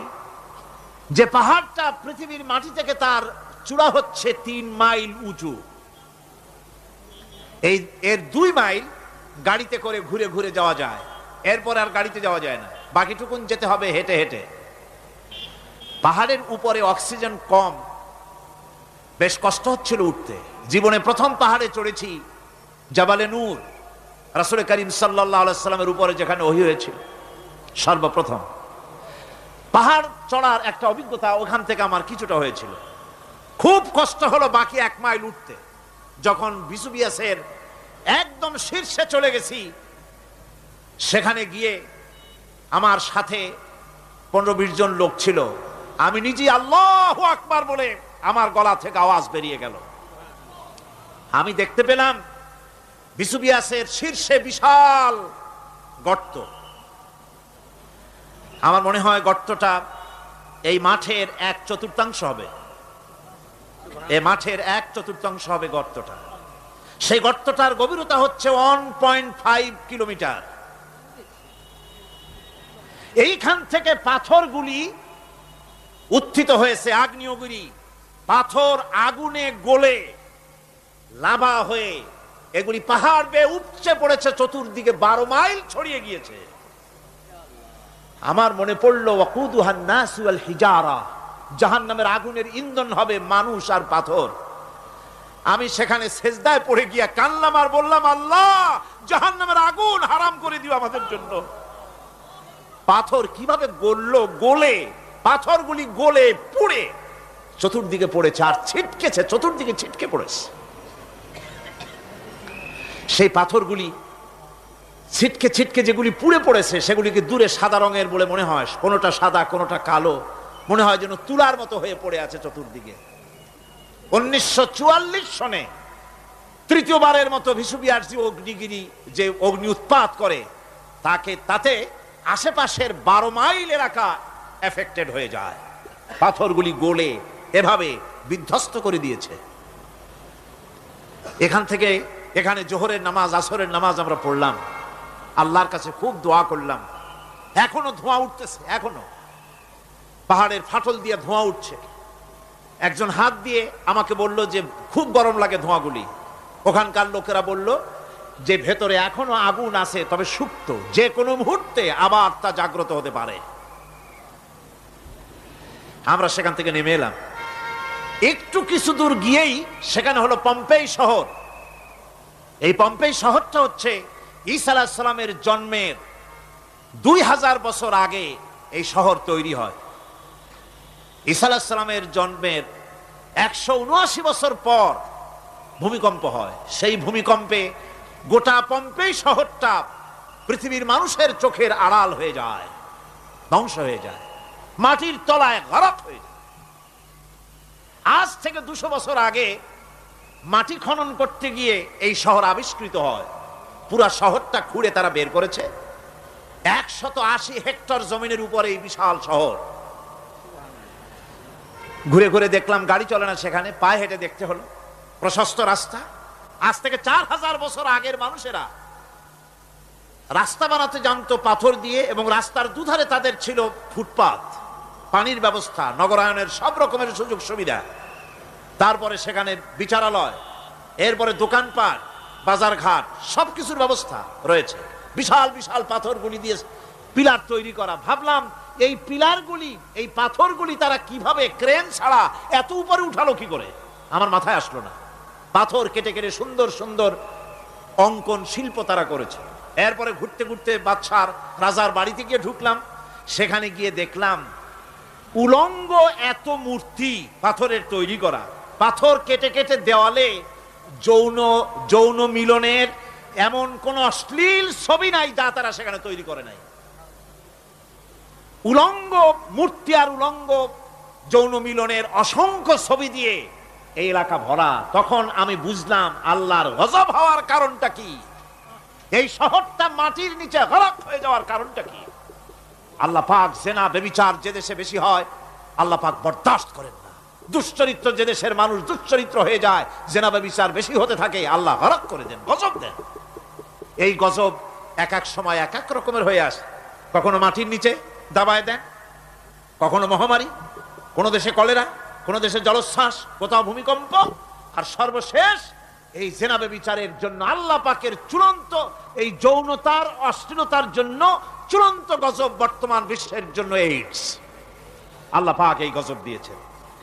বন্ধুগণ, আমি সেই জায়গা, আমি সেখানে যা দেখলাম যে আল্লাহ পাক পাহাড়গুলিকে কিভাবে উড়াবেন এটা অস্বীকার করার কোনো উপায় নাই। বিশ্বাস তো করতামই, তবে হযরত ইব্রাহিম আলাইহিস সালাম যেমন বলেছিলেন, রব্বি আরিনি কাইফা তুহিল মাউতা, আয় আল্লাহ তুমি মরাকে জিন্দা করবা কেমনে? আল্লাহ পাক বলেন, আওয়ালাম তুমিন, তুমি বিশ্বাস করো না? ইব্রাহিম আলাইহিস সালাম বললেন, বালা, অবশ্যই বিশ্বাস করি, ওয়ালাকিন লিয়াতমাইন্না কলবি, যদি চোখে দেখতাম তাহলে আমার অন্তরাত্মা খুব ঠান্ডা হতো। আল্লাহ রাব্বুল আলামিন চোখে দেখায় দিলেন জিন্দা কেমনে মুর্দা হবে, মুর্দা কেমনে জিন্দা হবে, আল্লাহ দেখায় দিলেন। পাহাড় উড়ায় দিবেন আল্লাহ রাব্বুল আলামিন। একথা কলিজার মধ্যে, এটার উপর ঈমান বিশ্বাস, কিন্তু আল্লাহ চোখে দেখাইছেন, ঈমান আরো মজবুত হয়েছে, যা ছিল আরো মজবুত হয়েছে। সুবহানাল্লাহ। আল্লাহর ভয়তে কলিজা কেঁপেছে। আমি পাহাড়ের উপরে কেঁদেছি, যার যার হয়ে কেঁদেছি। বন্ধুগণ, আল্লাহ সুবহানাহু ওয়া তাআলা এই জন্য বলেছেন কুল সিরু ফিল আরদ, আমার জমিন ঘোরো, ভালো করে দেখো, কাইফা কানা আকিবাতুল মুকাজ্জিবিন, মহাসত্যকে যারা অস্বীকার করেছে তাদের পরিণতি আমি কি করে দিয়েছি, এগুলি চোখে ভালো করে তাকায় দেখো। আমার বন্ধুগণ, সুতরাং এই পৃথিবীর অবসান হবে, এই পৃথিবী ধ্বংস হবে, এই পৃথিবী চূড়ান্তভাবে শেষ হয়ে যাবে। ও হ্যাঁ, আরেকটি কথা বলতে হয়, সেটা হচ্ছেই যে এই রোম থেকে আরেকটু দূরে 900 মাইল দূরে হচ্ছে সিসিলি, 900 মাইল দূরে। সেখানে এই সিসিলি মুসলমানেরা শাসন করেছিল 350 বছর। সেই সিসিলিতে রয়েছে 360টা মসজিদ মুসলমানদের করা। সমস্ত মসজিদগুলি আজ তালা বন্ধ, একটা মসজিদও খোলা নাই। সেখানকার মুসলমানেরা ওয়াজ শুনতে এসেছিল রোমে। আমি তাদের জন্য পরামর্শ দিয়েছি যে গভর্নমেন্টের কাছে তোমরা দাবি জানাও যে অন্তত একটা মসজিদের দরজা আমাদের জন্য খুলে দাও। রোমের অবস্থানরত প্রবাসী বাংলাদেশি মুসলমানেরা আমাকে বলেছে, তাদের অনেকের বাড়ি চট্টগ্রামেও আছে, আমাকে বলেছে তাদের চোখে পানি আসছে বলার সময় যে চিরময়ের তাফসীর মাহফিল যখন আসে কলজাটা কানতে থাকে যাওয়ার জন্য। তো যাওয়া তো সম্ভব না এত দূর থেকে, আমাদের সালাম বলে দিবেন যত লোক আসবে, আর আমাদের জন্য দোয়া করতে বলবেন যেন এই রোমের ভিতরে আমরা ইসলামের আদর্শের ভিত্তিতে আমরা যেন চলতে পারি। আপনারা দোয়া করুন তাদের জন্য। ভাইরা আমার, এই পৃথিবী একদিন পরিসমাপ্তি ঘটবে এবং আল্লাহর দরবারে আমাদেরকে উঠতে হবে এবং সেখানে আমাদের বিচার হবে। সেখানে আমাদের কি হবে? বিচার হবে। আল্লাহ পাক বিচারটাকে নির্ভুল করার জন্য, সঠিক করার জন্য প্রত্যেকের গলায় আমলনামা ঝুলায় রাখছেন। এখানে রেকর্ডের ব্যবস্থা করা হয়েছে। আল্লাহ পাক বলছেন ওয়া কুল্লা ইনসানিন আলজামনাহু তাইরাহু ফি উনুকিহি ওয়া নুখরিজু লাহু ইয়াওমাল কিয়ামাতি কিতাবান ইয়ালকাহু মানশুরা।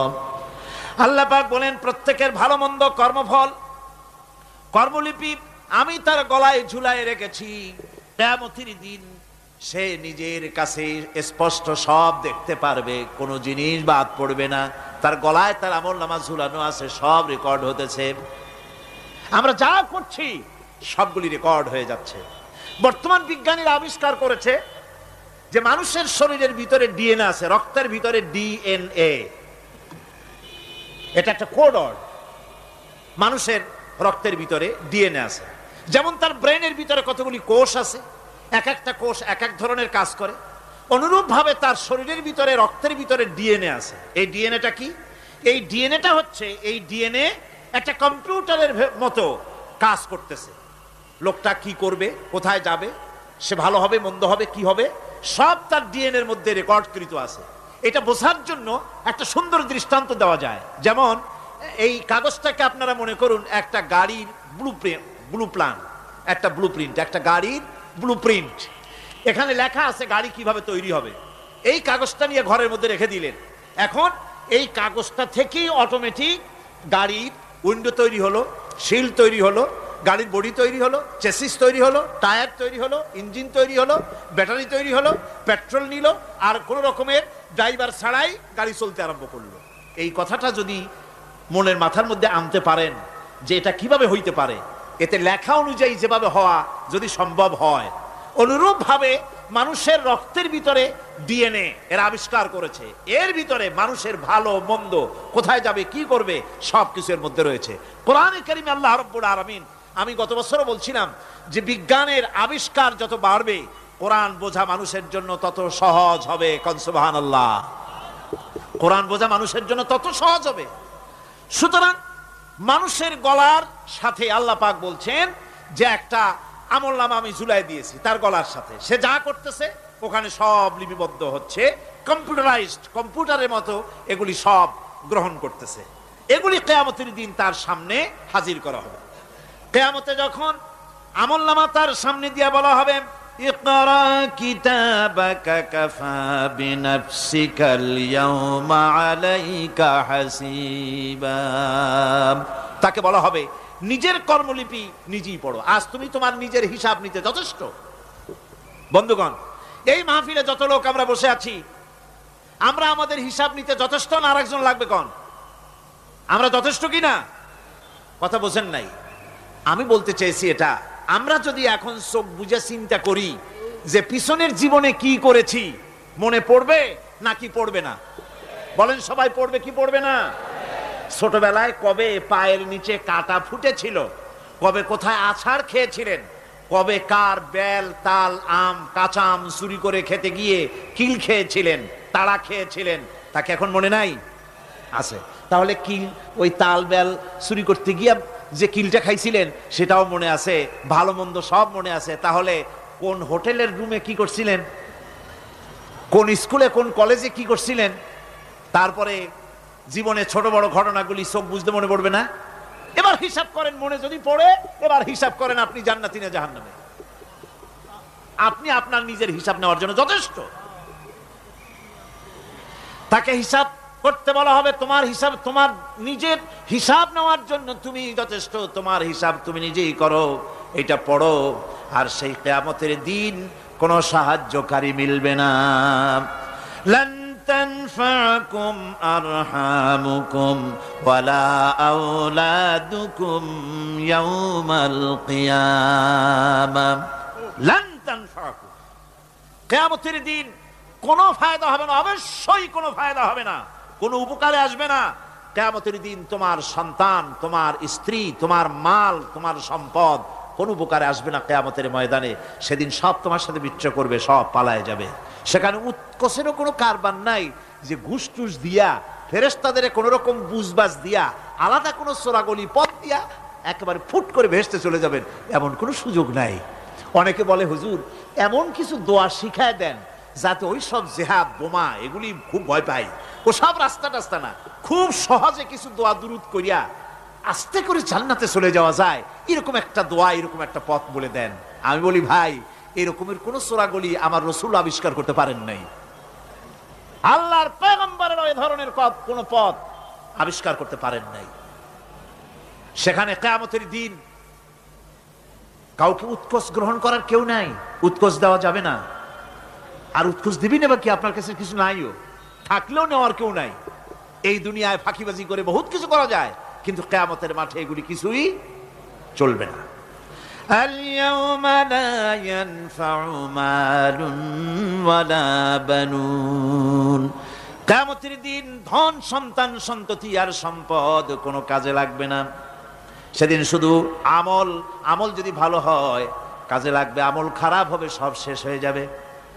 আল্লাহ রাব্বুল আলামিন নবীজিকে ডেকে বলেছেন, নবী আপনি বলেন, কুল মা কুনতু বিদআম মিনার রাসূল, আপনি বলুন আমি কোন নতুন রাসূল নই, আমার আগে অনেক নবী রাসূল পৃথিবীতে এসেছেন, তারা বিদায় হয়ে গেছেন। আমি জানি না কিয়ামতের দিন আল্লাহ রাব্বুল আলামিন আমার সাথে কি ব্যবহার করবেন, আর আমি এও জানি না যে কিয়ামতের দিন আল্লাহ পাক তোমাদের সাথে কি ব্যবহার করবেন। এই আয়াত নাযিল হওয়ার পর আল্লাহর হাবিব তার মেয়েকে ডাকলেন, জামাইকে ডাকলেন, নাতিদেরকে ডাকলেন, আহলে বাইতদেরকে ডাকলেন, আর বললেন, ও আমার মেয়ে কলিজার টুকরা ফাতেমা গো শোনো, কেবলমাত্র আয়াত নাজিল হয়ে গেল, আল্লাহ পাক আমাকে শোনায়ছেন কিয়ামতের দিন আমি জানি না আমার সঙ্গে কি ব্যবহার করা হবে, আর এও জানি না যে তোমাদের সাথে কি ব্যবহার করা হবে। ও আমার কলিজার টুকরা মেয়ে ফাতেমা, কিয়ামতের দিন মুহাম্মদ সাল্লাল্লাহু আলাইহি সাল্লামের মেয়ে, এই হিসাবে তোমার নাজাতের ফয়সালা হবে না।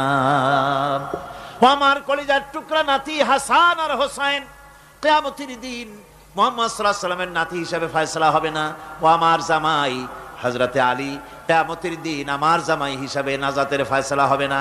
আমল যদি ভালো হয় ফয়সালা ভালো হবে, জান্নাতে চলে যাবে। আমল যদি খারাপ হয় কার নাতি কার জামাই দেখা হবে না। সুবহানাল্লাহ, কঠিন কিয়ামতের মাঠ। এই পরকালের বিশ্বাস যদি কলিজার মধ্যে ঢোকে মানুষ ভালো হয়ে যাবে। কোন সুবহানাল্লাহ। আপনারা কোন মানুষের চরিত্র ভালো কি পুলিশে বানাইতে পারবে? আপনাদের দৃষ্টিতে পারবে? কথার জবাব যে দিলেন না, পুলিশে কি মানুষের চরিত্র ভালো বানাইতে পারবে? পুলিশের চরিত্র ভালো বানাবে কেডা? সেটাই তো কথা। মানুষের চরিত্র যাতে ভালো থাকে, মানুষের জন্য খারাপ কাম না করে, সেজন্য পুলিশ। পুলিশ যাতে খারাপ কাজ না করে সেজন্য আরো একটা ডিপার্টমেন্ট আছে না, তারা যাতে খারাপ কাজ না করে সেজন্য আর একটা আছে। এন্টি করাপশনের আবার এন্টি করাপশন আছে, তার উপর আবার এন্টি করাপশন আছে। এন্টির অভাব নাই। সুতরাং পুলিশ দিয়া, বিডিআর দিয়া, আর্মি দিয়া মানুষের, দেশের, জাতির চরিত্র ভালো বানানো যায় না। রাসূলুল্লাহ এ দিয়া বানান নাই, এটা ইসলামের নিয়ম নয়। পুলিশ দিয়া, আর্মি দিয়া দেশের মানুষের চরিত্র ভালো বানানো যায় না। চরিত্র ভালো বানানো যায় কেবলমাত্র পরকালের ভয় দিয়া। কিসের ভয় দিয়া? প্রকৃতপক্ষে সৎকারী মুমিন, ভালো কাজ করা, প্রকৃত মুমিন, সত্যিকারের ভালো মানুষ, সত্যিকারের ইমানদার হওয়ার জন্য 10টি কাজ লাগবে। কয়টি কাজ? 10টি কাজ লাগবে। সেই 10টি কাজের একটি কাজ গত বছর আপনাদের খেদমতে আরজ করা হয়েছে, 2টি বলা হয়েছে, বাকি আজকে বললাম আর একটা, হয়ে গেল 3টা। বাকি আছে কয়টা? 7টা। বাকি আছে আরো 7টা। পরকাল ভিত্তিক জীবনযাপন যদি করতে পারি তাহলে আমরা হব দুনিয়ার শ্রেষ্ঠ মানুষ। কোন আলহামদুলিল্লাহ। আমার দেশ, আমার জাতি, আমার school, college, university, secretariat, cantonment, রান্নাঘর থেকে শুরু করে বঙ্গভবন, দেশের সর্বত্র মানুষের ভেতরে যদি পরকালের জবাবদেহিমূলক জীবনযাত্রার অনুভূতি সৃষ্টি করে দেওয়া যায়, কিয়ামত আছে আর জবাব দিতে হবে আল্লাহর দরবারে। এই পরকালকে এভাবে বিশ্বাস করতে পারলে, ওইভাবে জীবন গড়তে পারলে দেশ সুখী হবে, সমৃদ্ধশালী হবে, বিপদ দূরীভূত হবে, অন্ধকারের আমানিশা দূর হয়ে গিয়ে পৃথিবীতে আবার সুন্দর সূর্য উদিত হবে। ইসলামের নতুন বার্তা নিয়ে পৃথিবীতে শান্তি আসবে, সুখ আসবে, সমৃদ্ধি আসবে, স্বাধীনতা টিকবে, সার্বভৌমত্ব টিকবে, দেশ এক সুখী, সমৃদ্ধশালী, সুন্দর দেশে পরিণত হবে। বাংলাদেশ হবে পৃথিবীর একটা আদর্শ দেশে পরিণত হয়ে যাবে যদি এই কথাগুলি আমরা বিশ্বাস করি আর আমল করে চলতে পারি। আল্লাহ পাক যেন সে তৌফিক আমাদের দেন। সকলে বলি আমিন। সকলে কন আমিন। মুনাজাত হবে, দাঁড়ানো ভাইরা বসে। মুনাজাত হবে, দাঁড়ানো ভাইরা সকলে বসে।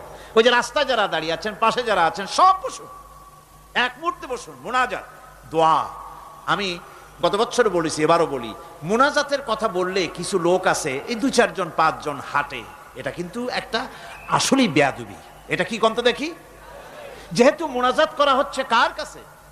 দোয়া করা হচ্ছে কার কাছে? কখনোই সাহস করবেন না যে দোয়া করার কথা বললে আপনি হাঁটবেন। কেন? দুঃখটা কিসে? মুনাজাত করিয়া উজু লাগে, উজু করে আসবেন, নামাজ পড়বেন জামাতে। অবশ্যই আলোচনাগুলি খুবই গুরুত্বপূর্ণ। আগামীকাল, পরের দিন এর একটা যদি মিস করেন, গ্রেট মিস্টেক হবে। এটা বড় রকমের আপনি একটা লস করবেন। কাজী কোনোটা যেন আপনি না হারান। আল্লাহ পাক আমাদেরকে যেন বলার, শোনার, আমল করার তৌফিক দেন। কোন আমিন। তাড়াতাড়ি করবেন, হাত চালায়। বালাগাল উলা বিকামালিহি কাশাফাত দুজা বিজামালিহি হাসুনাত জামিউ খাসালিহি সাল্লু আলাইহি ওয়া আলিহি। মুনাজাতের পর আজান হবে বা জামাত এশার নামাজ পড়ে যাবেন। অবশ্যই জামাত পরিত্যাগ করবেন না, জামাতে নামাজ পড়ে যাবেন। এটা একটি জীবনের জন্য বড় রকমের অ্যাচিভমেন্ট হবে। নামাজ পড়ি, তারপরে বিদায় হবে। আল্লাহুম্মা আমিন। রব্বানা যালামনা আনফুসানা ওয়া ইন লাম তাগফির লানা ওয়া তারহামনা লানাকুনান্না মিনাল খাসিরিন। ربنا لا تزغ قلوبنا بعد إذ هديتنا وهب لنا من لدنك رحمة إنك أنت الوهاب। আয় আল্লাহ তাআলা, হাজার হাজার মুসলমান নরনারী দীর্ঘক্ষণ ধরে তোমার কোরআনে কারিমের আলোচনা শুনেছি, দরুদ ও সালাম পড়েছি, জিকির আজগার করেছি। মেহেরবানি করে সওয়াবটুকুন জনাবে মুহাম্মদুর রাসূলুল্লাহ সাল্লাল্লাহু আলাইহি ওয়াসাল্লামের রূহ মুবারকে পৌঁছায় দাও। আল্লাহ তাআলা, তামাম পৃথিবীর মাটির নিচে যত মুমিনাত শুয়ে আছেন তাদের আরওয়ার পরে সওয়াব পৌঁছায় দাও। রব্বুনা রবিন, আমাদের মধ্য থেকে মা বাপ যাদের দুনিয়া থেকে বিদায় হয়ে গেছে, কবরগুলিকে জান্নাতের টুকরা বানায়া দাও। রব্বির হামহুমা কামা রব্বায়ানি সগীরা। সকলে পড়েন, রব্বির হামহুমা কামা রব্বায়ানি সগীরা।